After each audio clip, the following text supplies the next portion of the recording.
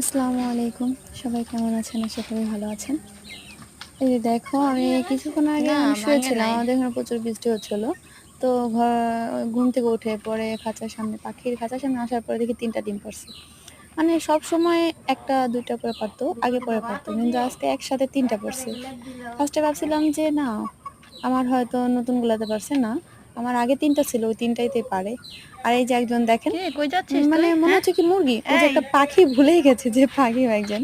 তুই মানে পাখি, খাঁচা তুই থেকে মুরগি বের না, হয়ে তুই খাওয়া উড়ালে শুরু তো করছে, যাবি। হাঁটা কি শুরু রে? করছে।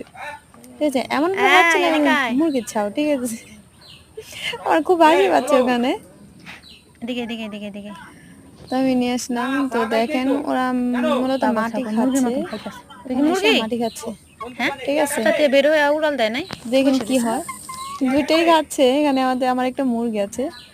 তো মুরগিটা করছে কি, মানে সামনে গেছে ঠুকুর লাগাই দিচ্ছে। কি একটা এই দে এ মা, ওরে মা! উফ প্রচুর এ মা। কি ব্যথা পেয়েছে রে! এই, তাও দেখেন এই, মনে হচ্ছে কি মানে একটা পাখি কিছু করলে বা উড়াল দিয়ে চলে যায়। কিন্তু ওদের মধ্যে বজ্জাত। ওরকম কিছু নাই। মানে খাঁচার মধ্যে থাকতে না একটা হয়ে গেছে। ওরা উড়াল পাড়া ভুলেই গেছে। ঠিক আছে? তো এখন বাইরে বসে খাচ্ছে। এখন উড়াল এ মা, পাড়া ভুলে গেছে। কি করার, কিছু করার নেই। লাগছে। তো আমি যা আলগোস্ত ভিতরে করে চলে ওদের যা। দুজনকে যাও, যাও, ভিতরে যা। ঢুকিয়ে দিয়েছি। যা, কারণ ভিতরে যা, ভিতরে মুরগিতে যা। অনেক ঠোকর দিয়েছে। ঠিক আছে? ঠোকরা